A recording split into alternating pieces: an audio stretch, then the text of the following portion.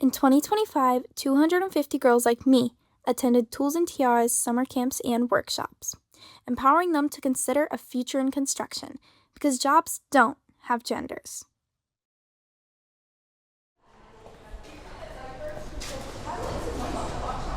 Donated graciously.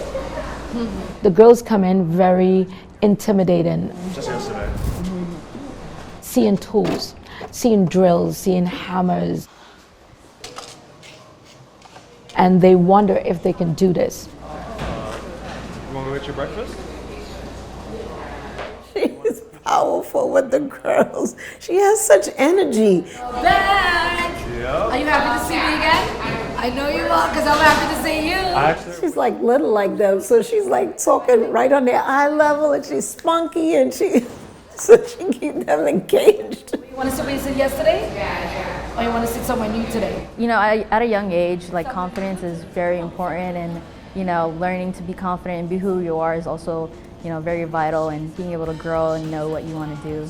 I think Judaline at the workshop, she's so empowering and she's very motivating.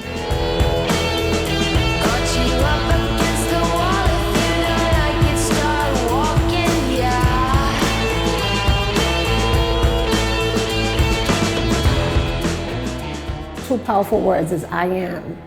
And she would have them say it at the top of their lungs, I am. Who is awesome? And the last one, because we know that for a fact, look at the guns I'm working with, all right? We know the last one, who is strong? To walk in a room and see a bunch of girls, 6 years old to 14 years old, right? Nurturing their curiosity in a trade with their hands is extraordinary. They get in, they go to the job sites, they build, they get the tools in their hands, they walk in, they talk to people, they get to like actually be a part of the action. They're not just coloring a book, right? They will go in and then they walk out with such confidence that they can do anything. I grew up on the beautiful Twin Islands of Trinidad and Tobago, and it was magical and also it was difficult at the same time. I was raised by my great-grandmother. She raised me since I could remember, and she raised me with a lot of values that I continue to live by today. She would tell me, I trust you, trust yourself. And I've lived my life with everything that I do by that. My great-grandmother passed away. And since she passed away, I wouldn't have the financial means to attend university, and the trades was the next best free option. I figured I had a better chance of getting chosen to get that free education if I tried something that most girls wouldn't attempt, like plumbing or electrical. And in my mind, I said, electrical, you get shock, plumbing, you get wet. And that's how I found my logical path to plumbing, but then I fell madly in love with it. My neighbor who lived next door to me in Staten Island remembered that I told him that I was a plumber. And he convinced this company because Black and brown people had a difficult time getting jobs on construction sites in the early 90s. And he told them he had a plumber. He did not tell them I was a woman. So I drove to that construction site and I could see all eyes on me. All the men are looking like, what is she doing here? And I went to the foreman and his name was Jimmy Nunzio. And I told Jimmy, I am here, I am the plumber. Jimmy looked at me like I was crazy. I convinced him that I would work for the day for free to show him that I know plumbing. And Jimmy took that bet on. I think we both won because Jimmy then was able to have the first female plumber working for that company. I met Judaline many years ago. We were working on a job in Staten Island. I took her under my wing. She was turned down when she applied for a union membership to get into our union. You better go home and do dishes. This is not for you. So I left in that moment and I went back into my car and I just started crying. I discussed it with her and I told her, I think I can help you. So I approached the union officials that I know, I vouched for her. I spoke up on her behalf, and I didn't think she should miss out on this opportunity to become a union plumber. And I was the first woman to get into that Staten Island Local 371. And that union salary changed the trajectory of my life. She sits on Local 1's executive board, one of the most important boards, and very popular member, and a very caring member, right? Like, you know, she's one of the first faces that an incoming member is going to see. Years later, I was at a speaking engagement, my very first, and in my speech I said that you should give a girl a tool and a tiara, which is given her confidence, independence, and power. I remembered how empowered little girls feel. As a little girl, we feel that we can be any and everything. I wanted to be Wonder Woman, and nobody could stop me, and a lawyer. And then society tells us differently. What if I harness that and girls never lose that? And that was really the idea and the mission of why I wanted to start Tools and Tiaras. She is literally taking time off of work in order for her to follow her dream, and her dream is to educate younger females coming in through the industry. I mean, her daughter is actually a sheet metal worker, right? She said, try out one of the trades. It doesn't even need to be plumber, which is funny because I knew of the other trades. I always just knew plumbing. So I was like, well, I don't think I want to do plumbing. But she was like, there's other stuff you could do. So I came down and then went to a program, and then sheet metal. As we know, right, the world believes and thinks that girls and women can't do certain things. But at Tools and Tiaras, with my amazing friends and sisters, we know that jobs don't have genders. Do you know that? Yeah. Do you believe it? Yeah. All right. Growing up, my parents were immigrants, so they had this American dream where either I become a doctor or a lawyer. So when I mentioned I wanted to get into construction, they were very intrigued because this was something that they didn't really have much knowledge about.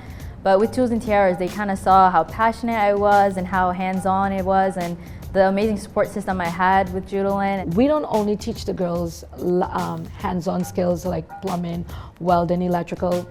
Actually, in the afternoon, they learn life skills. They learn how to debate as a lawyer. They learn about finances. They learn meditation. They learn money management. We have cool games I come up with. I want them to be all-rounded and be empowered in every way to make decisions that I wish I learned when I was younger. My mom was just kind of throwing me into everything, and I seemed to be really interested in hands-on stuff, you know, like trades and stuff like that. So my mom figured, Tools and Tiaras, maybe you can get into some more tools and figure out what exactly you want to do.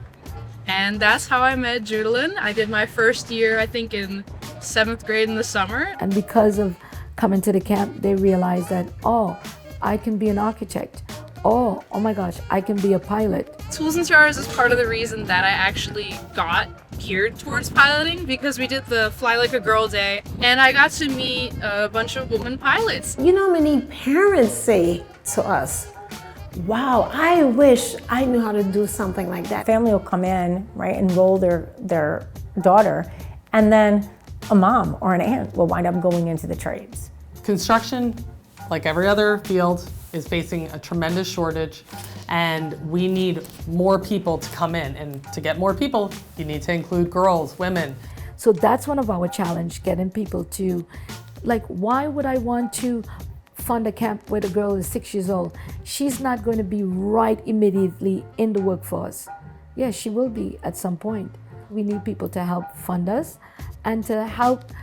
I am amazing, but I can't keep doing this at this pace by myself. When we met Judaline and saw everything she was doing and saw what she'd done for the girls and their trajectory, we asked her what in particular she needed assistance with. And one of the biggest barriers was space. She has this really wonderful space in Queens, but it's small. We spoke with her and we helped with the initial seed funding to get space in Brooklyn.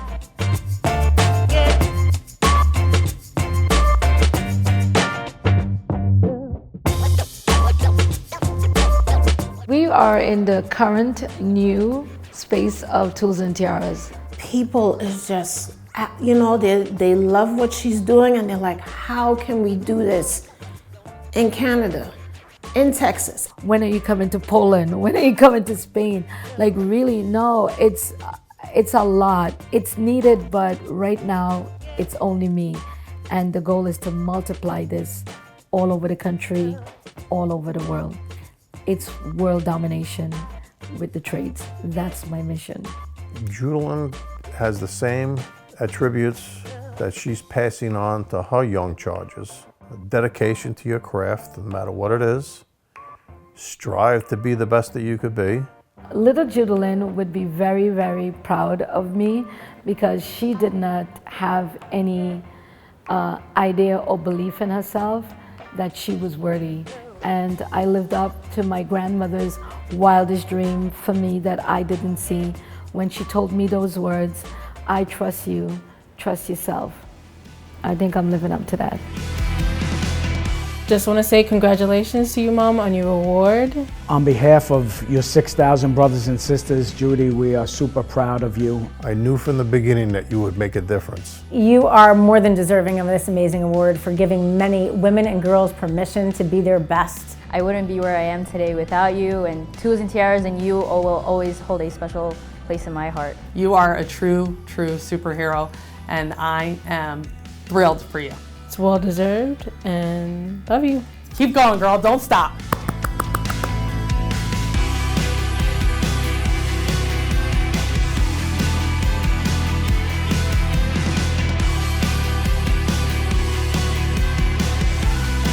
I love music. It makes the day go by. It picks me up when I'm sad. It makes the cold days in New York City construction a little bit easier because it's brutal. I was under a blanket with my baby.